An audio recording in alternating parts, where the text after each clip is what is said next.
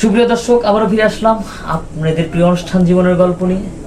আমাদের ক্যামেরার সামনে বসে আছে এক অসহায় আপু, খুবই সুন্দর নম্র ভদ্র একজন মানুষ। তো দর্শকবিন্দু তার কাছ থেকে জানতে চাই তার জীবনের গল্প, সেই সাথে আপনারা আমাদের সাথেই থাকবেন। আসসালামু আলাইকুম আপু, কেমন আছেন? ওয়ালাইকুম আসসালাম, ভালো আছি। আপনি কেমন আছেন?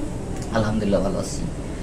তো গত একটা ভিডিও আপনার আমরা করছি, তো আপনি কি কোনো সাড়া পেয়েছেন? না। কোনো সাড়া পাননি, এখনো আপনার মনের মানুষ জোটেনি, তাই না? হ্যাঁ। আচ্ছা, তারপরে আবারও আপনার নামটা একটু জানতে চাই, কারণ অনেকেই নতুন নতুন দর্শক থাকে, আপনার নাম জানার জন্য অপেক্ষায় থাকবে।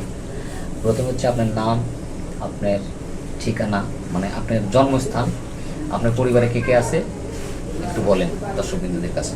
আমার নাম হয়েছে সানজিদা। আমার ফ্যামিলিতে আমার মা আছে, বাবা নাই। আমার একটা ছোট বোন আছে, ভাই নেই। তো আপনি তো এখানে আসছেন মূলত যেহেতু আপনার বাবা নাই, খুবই দারিদ্রতার মাঝে বড় হয়েছে, তো একজন ভালো মনের মানুষ মানে চাচ্ছেন। হ্যাঁ।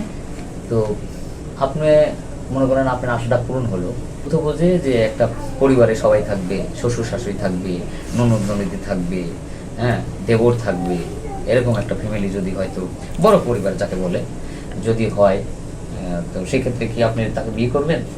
হ্যাঁ, বিয়ে করব। যদি ছেলের বয়স একটু বেশি হয়, আপনার বয়স তো 20 বছর না? হ্যাঁ। 20 বছর, আপনি তো এসসি পাস করছেন না? হ্যাঁ। এখন ছেলের বয়স হয়তো 35 থেকে 40 হলো, কিন্তু তার আপনাকে চালানোর মতো সামর্থ্য আছে, টাকা পয়সা আছে, তো সেক্ষেত্রে বয়স একটু বেশি, তো আপনি কি তাকে বিয়ে করবেন? হ্যাঁ, আমি বিয়ে করব। বিয়ে করবেন না?